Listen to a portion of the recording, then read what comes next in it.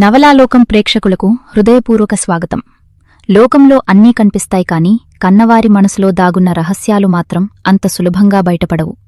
కొన్నిసార్లు ఆ రహస్యాలే ఒక వంశాన్ని కాపాడవచ్చు లేదా నాశనం చేయవచ్చు. ఈరోజు మనం వినబోయే నవల ఒక పాత బంగళాలో దశాబ్దాలుగా దాగి ఉన్న ఒక చీకటి సత్యం గురించి. ఈ కథ మిమ్మల్ని ఊహించని మలుపులతో, గుండెల్ని పిండేసే భావోద్వేగాలతో కట్టిపడేస్తుంది. ఎక్కడా స్కిప్ చేయకుండా చివరి వరకు వినండి. గోదావరి నది గంభీరంగా ప్రవహిస్తూ ఉంటే దాని తీరాన ఉన్న సీతారామపురం గ్రామం నిద్రపోతున్నట్టుగా ఉంటుంది. కాని ఆ ఊరి పొలిమేరల్లో 100 ఏళ్ల చరిత్రను తన గుండెల్లో దాచుకుని నిలబడిన ఆనంద నిలయం మాత్రం ఎప్పుడూ ఏదో రహస్యాన్ని గుసగుసలాడుతున్నట్టుగా అనిపిస్తుంది. ఆ భారీ బంగళా చుట్టూ ఉన్న భారీ మర్రి చెట్లు, వేప చెట్లు పగటిపూట కూడా ఆ ఇంటిపై నీడలు పరుస్తూ ఉంటాయి. ఆ ఇంటి ప్రాంగణంలోకి అడుగుపెట్టగానే ఒక రకమైన చల్లదనం. అది ప్రశాంతత వల్ల వచ్చిందో లేక అక్కడ దాగి ఉన్న ఏదో తెలియని భయం వల్ల వచ్చిందో ఎవరికీ అర్థం కాదు. ఆ ఇంటికి పట్టపురాణి రాజ్యలక్ష్మిగారు. ఆవిడ నడకలో ఒక రాచరికం, మాటలో ఒక అజేయమైన అధికారం ఉంటుంది. 60 ఏళ్లు దాటినా ఆమె కళ్లలో ఉన్న తీక్షణత తగ్గలేదు. భర్త చనిపోయినప్పుడు కుంగిపోకుండా ఈ విశాలమైన సామ్రాజ్యాన్ని, కుటుంబ గౌరవాన్ని తన భుజాలపై మోసింది. ఆమె మాటే ఆ ఇంటికి వేదం, ఆ ఊరికి శాసనం. కాని ఆ గంభీరమైన ముఖం వెనుక ఎవరికీ అందని ఒక లోతైన వేదన, ఏదో ఒక రహస్యాన్ని కాపాడుకోవాలనే తపన నిరంతరం పోరాడుతుంటాయి. ఆ బంగళాలో ఒక నియమం ఉంది. అది కేవలం మాట కాదు, ఒక కఠినమైన శిక్షలాంటిది. ఇంటి పడమరవైపున ఉన్న ఆ పాత గదివైపు ఎవరూ కన్నెత్తి కూడా చూడకూడదు. ఆ గది తలుపులు ఎప్పుడూ బిగించి ఉంటాయి. దానికి ఉన్న భారీ ఇత్తడి తాళం తుప్పుపట్టి ఉన్నా అది ఇచ్చే సందేశం మాత్రం స్పష్టం. ఇక్కడ సత్యం బంధించబడి ఉంది, దీనిని తాకవద్దు. రాజ్యలక్ష్మిగారి పెద్ద కొడుకు రఘురాం లోపల కుతంత్రాలు రగిలే మనిషి. ఆస్తిమీద కాంక్షతో కన్నతల్లిని కూడా ఎదిరించడానికి వెనుకాడడు. అతనికి తోడు కోడలు సుమతి. ఆమె మాటల్లో తేనె ఉంటుంది కాని మనసులో మాత్రం విషం ఉంటుంది. వీరిద్దరూ ఆ పడమర గదిని ఒక ఆస్తిగా చూస్తారు తప్ప అందులో ఉన్న ప్రమాదాన్ని గుర్తించలేరు. రెండో కొడుకు మాధవ్ ఒక నిశ్శబ్దజీవి, నానమ్మ మాటకు ఎదురుచెప్పని అమాయకుడు. అలాంటి ఉత్కంఠభరితమైన వాతావరణంలోకి 10 ఏళ్ల తర్వాత కార్తీక్ అడుగుపెట్టాడు. అమెరికాలో ఆధునిక ప్రపంచాన్ని చూసిన కార్తీక్కు ఈ పాత బంగళా ఒక మిస్టరీలాగా అనిపించింది. కారు దిగగానే రాజ్యలక్ష్మిగారు తన మనవడ్ని హత్తుకున్నారు. కాని కార్తీక్ ఆమె కళ్లలోకి చూసినప్పుడు అక్కడ ఆనందంతో పాటు ఒక అస్థిరతను గమనించాడు. ఆమె చేతులు వణుకుతున్నాయి. అది వయసు వల్ల వచ్చిన వణుకు కాదు, తన మనవడు ఏ నిజం తెలుసుకుంటాడో అన్న భయం వల్ల వచ్చిన వణుకు. ఆ రాత్రి విందు భోజనం జరుగుతోంది. మేజాపైన రకరకాల వంటకాలు ఉన్నాయి కాని అక్కడ మనుషుల మధ్య మాత్రం ఒక రకమైన బరువు ఆవరించి ఉంది. నిశ్శబ్దాన్ని చీలుస్తూ కార్తీక్ అడిగాడు, నానమ్మా, నేను చిన్నప్పుడు చూసినప్పుడు ఆ పడమర గదికి తాళం ఉంది, ఇప్పుడూ ఉంది. అందులో అంత విలువైనవి ఏమున్నాయి? ఒకసారి తలుపు తీయకూడదా? కార్తీక్ మాట పూర్తి కాకముందే రాజ్యలక్ష్మిగారి చేతిలోని గ్లాస్ టేబుల్ మీద గట్టిగా తగిలి నీళ్లు ఒలికాయి.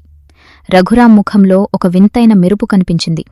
సుమతి తింటున్న ముద్దను ఆపి కార్తీక్ వైపు తీక్షణంగా చూసింది. కార్తీక్, రాజ్యలక్ష్మిగారి గొంతులో వణుకును దాచుకుంటూ కఠినంగా అంది. అది కేవలం పాత సామాన్లు, పనికిరాని వస్తువులు ఉండే గది. అందులో నీకు పనిలేదు. ఆ గది గురించి ఇంకోసారి ఈ ఇంట్లో ప్రస్తావన రాకూడదు. అది నా ఆజ్ఞ. భోజనం ముగిసింది కాని కార్తీక్ మనసులో ఆలోచనలు మొదలయ్యాయి. సామాన్యమైన సామాన్ల గది అయితే నానమ్మ ముఖం అంతగా ఎందుకు వెలవెలబోయింది? ఆ గది నుంచి అప్పుడప్పుడు వస్తున్న ఆ సన్నని గొలుసుల సవ్వడి తనకి మాత్రమే వినిపిస్తోందా? లేక అందరూ తెలిసి మౌనంగా ఉంటున్నారా?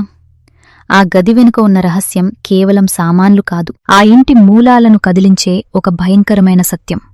అది కార్తీక్ ఆనంద నిలయంలో అడుగుపెట్టిన 2వ రోజు రాత్రి. ఆకాశం చిల్లులు పడిందా అన్నట్లుగా వర్షం కురుస్తోంది.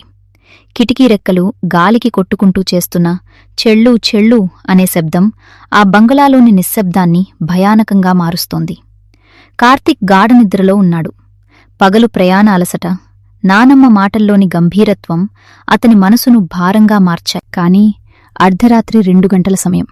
హఠాత్తుగా ఎక్కడో దూరం నుండి ఒక ఇనుప గొలుసును నేలమీద ఈడ్చుకుంటూ వెళ్తున్నట్లుగా ఘర్ర్ ఘర్ర్ అనే కర్ణకఠోరమైన శబ్దం వినబడింది.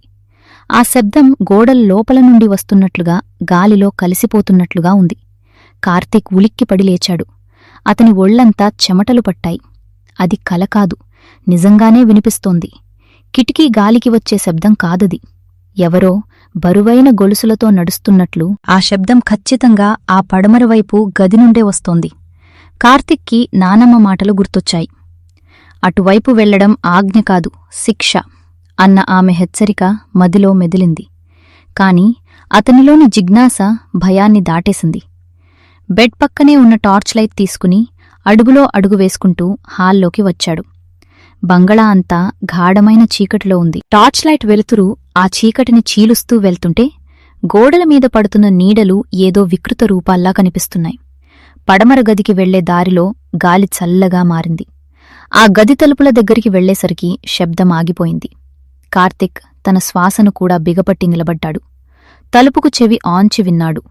లోపల నుండి ఎవరో చాలా ఆవేదనగా దీనంగా మూలుగుతున్నట్లు వినిపించింది. అది మనిషి గొంతే. ఒక ఆడపిల్ల గొంతులా ఉంది. నానమ్మా, నానమ్మా అని ఎవరూ పిలుస్తున్నట్లుగా చాలా సన్నగా బాధాకరంగా వినిపిస్తోంది. కార్తిక్ తట్టుకోలేకపోయాడు. ఎవరు? లోపలెవరున్నారు? ఎవరు మీరు? అని వణుకుతున్న గొంతుతో మెల్లగా అడిగాడు. ఆ మరుక్షణమే లోపల వినిపిస్తున్న మూలుగు ఆగిపోయింది. ఘోరమైన నిశ్శబ్దం ఆ గదిని ఆవరించింది. ఆ నిశ్శబ్దంలో కార్తీక్కి తన గుండె కొట్టుకునే శబ్దమే స్పష్టంగా వినిపిస్తోంది. ఎవరో లోపల నుండి తనను గమనిస్తున్నట్లు. తలుపుకున్న చిన్న సందులో నుండి 2 కళ్ళు తనవైపు చూస్తున్నట్లు ఒక భయంకరమైన ఫీలింగ్ కలిగింది. భయంతో కార్తీక్ వెనక్కి పరిగెత్తుకుంటూ వచ్చి తన గదిలో తలుపులు వేసుకున్నాడు. ఆ రాత్రంతా అతను నిద్రపోలేదు. ఆ గొలుసుల శబ్దం, ఆ దీనమైన పిలుపు అతని చెవుల్లో రింగురింగుమంటూనే ఉన్నాయి. మరుసటి రోజు ఉదయం సూర్యకాంతి పడుతున్నా కార్తిక్ మనసులోని చీకటి తొలగలేదు. ఎవరికీ తెలియకుండా మళ్లీ ఆ పడమర గది దగ్గరికి వెళ్లాడు. పగటి వెలుగులో ఆ గదిని చూస్తుంటే ఇంకా భయం వేసింది. ఆ భారీ ఇత్తడి తాళాన్ని పరిశీలించాడు. ఆ తాళం మీద తుప్పుపట్టిన గుర్తుల మధ్యలో కొన్ని ఎర్రటి చారలు కనిపించాయి. కార్తీక్ వంగి నిశితంగా చూశాడు. అది పెయింట్ కాదు, ఎండిపోయిన రక్తం. తాళం చుట్టూ ఎవరో గోళ్లతో గీకినట్లుగా గుర్తులు ఉన్నాయి. అవి చూసిన కార్తీక్కి కాళ్ల కింద భూమి కదిలినంత పనయింది. ఇక్కడి ఏదో ఘోరం జరుగుతోంది. నానమ్మ ఏదో దాస్తోంది అని అతనికి అర్థమైంది. ఎవర్ని అరగాలో తెలియక ఆ బంగళాలో 30 ఏళ్ల నుండి పనిమనిషిగా వంటలక్కగా ఉంటున్న సుభద్రమ్మ దగ్గరికి వెళ్లాడు. ఆమె పెరట్లో గిన్నెలు తోముతోంది. కార్తీక్ అటు ఇటు చూసి ఆమె దగ్గర కూర్చున్నాడు. సుభద్రమ్మ, నాకు నిజం కావాలి. ఆ పడమర గదిలో ఎవరున్నారు? నిన్న రాత్రి నాకు శబ్దాలు వినిపించాయి. ఆ తాళం మీద రక్తం చుక్కలు ఉన్నాయి. నానమ్మ ఎవర్ని బంధించింది అని నిలదీశాడు. సుభద్రమ్మ చేతిలోని గిన్నె కింద పడింది. ఆమె ముఖం తెల్లగా అయిపోయింది.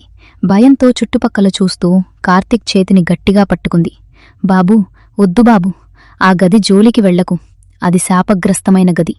ఆ గది పేరు ఎత్తడం ఈ గడపలో నిషిద్ధం.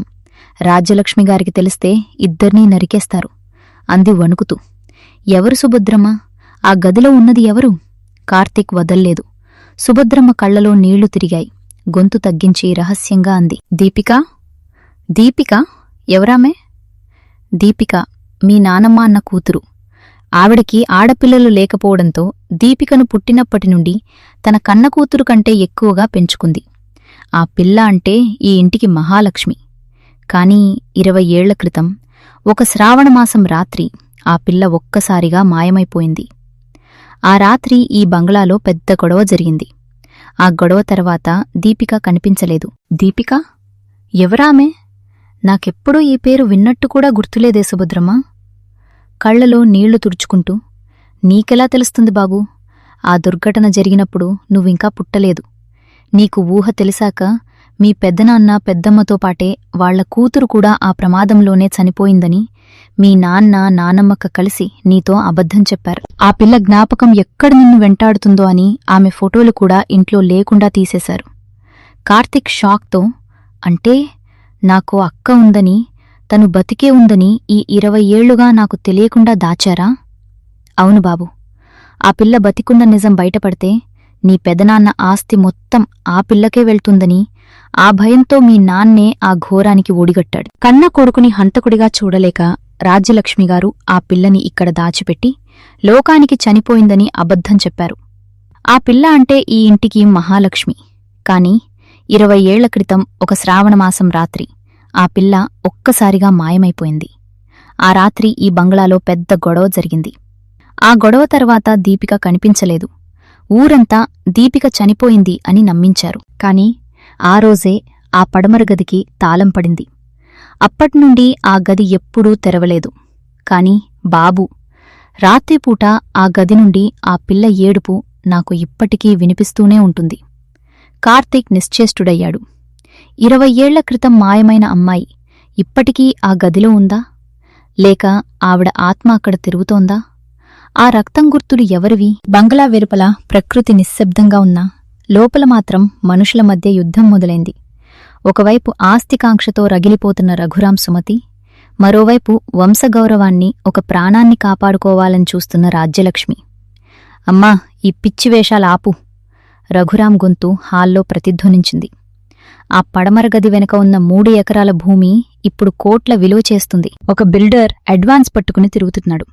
కేవలం నీ మొండికణం వల్ల మనం ఈ అవకాశాన్ని వదులుకోలేం. అసలా గదిలో ఏముంది? దెయ్యముందా? లేక ఇంకేదైనా పాపం దాచావా? ఈరోజు ఆ తాళం తీయాల్సిందే. రాజ్యలక్ష్మిగారు ఒక్క అడుగు కూడా వెనక్కివేయలేదు. ఆమె కళ్ళు నిప్పులు చెరుగుతున్నాయి. రఘు, ఆస్తి కోసం కన్నతల్లిని నిలదీస్తున్నావా? నా ప్రాణం ఉన్నంతవరకు ఆ గది తలుపులు తెరవబడవు. మీకు డబ్బు కావాలంటే నా ఒంటిమీద నగలు తీసుకోండి, ఈ బంగళా అమ్ముకోండి. కాని ఆ గది జోలికి వస్తే నేను మనిషిని కాను. ఇది హెచ్చరిక కాదు, ఆఖరి మాట. ఆమె మాటల్లోని ధైర్యం రఘురాంని మరింత రెచ్చగొట్టింది. రఘురాం మనసులో ఒక కుతంత్రం మొదలైంది. నానమ్మ అంతలా భయపడుతుందంటే అక్కడ ఖచ్చితంగా ఏదో ఒక తప్పు దాగి ఉంది. అది బయటపెడితే ఆమెను బ్లాక్మెయిల్ చేసి మొత్తం ఆస్తిని తన పేరు మీద రాయించుకోవచ్చు అని ప్లాన్ వేశాడు. ఆ రాత్రి ఇల్లంతా నిద్రపోతున్న వేళ రఘురాం ఒక దొంగ తాళం చెవితో పడమర గది దగ్గరకు వెళ్లాడు. అతని చేతులు వణుకుతున్నాయి. తాళం రంధ్రంలో తాళం చెవి పెట్టి మెల్లగా తిప్పాడు. క్లిక్ మని శబ్దం వచ్చింది. లోపలి గడియ తీయబోతుండగా హఠాత్తుగా ఆ గది లోపల నుండి ఒక భయంకరమైన, అమానవీయమైన అరుపు వినిపించింది. అది మనిషి అరుపులా లేదు. ఒక గాయపడిన జంతువు లేదా నరకంలో పడి ఉన్న ఆత్మ ఆర్తనాదంలా ఉంది. ఆ అరుపుకి బంగళా గోడలు కూడా కంపించినట్లు అనిపించింది. రఘురాం గుండె ఆగిపోయినంత పనైంది. భయంతో కిందపడిపోయి వెనక్కి జారిపోతుండగా టార్చ్లైట్ వెలుతురులో రాజ్యలక్ష్మిగారు అక్కడ నిలబడి ఉండడం చూశాడు. ఆమె ముఖం చీకటిలో చాలా భయంకరంగా ఉంది. రఘు, నీ చావు నీవు కొని తెచ్చుకుంటున్నావు. ఆ గది తలుపులు తెరిస్తే వెలుపలికి వచ్చేది నిజం కాదు, నిన్ను నాశనం చేసే నీ పాపం అని హెచ్చరించింది. ఇదంతా చూస్తున్న కార్తీక్కి ఇక ఓపిక నశించింది. నానమ్మ ఎవరిని కాపాడుతోంది? నాన్న ఎందుకంతలా ఆస్తికోసం తపిస్తున్నాడు? ఈ రహస్యం ఆ గదిలోనే ఉంది. మరుసటి రోజు ఉదయం రాజ్యలక్ష్మిగారు పూజగదిలో ధ్యానంలో ఉన్నప్పుడు కార్తీక్ ఆమె పక్కనే ఉన్న తాళం చెవుల గుత్తి నుండి ఆ పురాతనమైన ఇత్తడి తాళం చెవిని రహస్యంగా తీసుకున్నాడు. అర్ధరాత్రి 2 గంటల సమయం కోసం వేచి చూశాడు. బంగళా అంతా గాఢ నిశ్శబ్దంలో ఉంది. కార్తీక్ ఒంటరిగా ఆ గలి దగ్గరకు వెళ్లాడు. గుండె వేగంగా కొట్టుకుంటోంది. అది అతని చెవులకే వినిపిస్తోంది. తాళం తీశాడు. తలుపులు కిర్ర్ మంటూ తెరుచుకున్నాయి. లోపలి నుండి ఒక రకమైన మూసి ఉన్న గాలి, మందుల వాసన మరియు దశాబ్దాల తరబడి పేరుకుపోయిన ధూళి వాసన ముక్కుకు తగిలింది. టార్చ్లైట్ వేశాడు. ఆ గది అంతా పాత పుస్తకాలు, విరిగిపోయిన సామాన్లతో నిండి ఉంది. కాని గది మూలలో ఒక చిన్న మంచం ఉంది. అక్కడ ఒక ఆకారం కూర్చుని ఉంది. కార్తీక్ టార్చ్లైట్ అటువైపు తిప్పగానే అతనికి ఒక దృశ్యం కనిపించింది. అక్కడ ఒక స్త్రీ కూర్చుని ఉంది. ఆమె జుట్టు తెల్లగా పండిపోయి ముఖంమీద అసంఖ్యాకమైన ముడతలు ఉన్నాయి. కాని ఆమె కళ్లలో మాత్రం ఒక వింతైన ప్రకాశం ఉంది. ఆమె కాళ్లకు సన్నని గొలుసులు ఉన్నాయి. కాని అవి ఆమెను బంధించడానికి వేసినట్లు లేవు. ఆమెను ఆ గది దాటి బయటకు వెళ్లకుండా కట్టడి చేస్తున్నట్లు ఉన్నాయి. ఆమె చేతిలో ఒక చిన్న మట్టి దీపం ఉంది.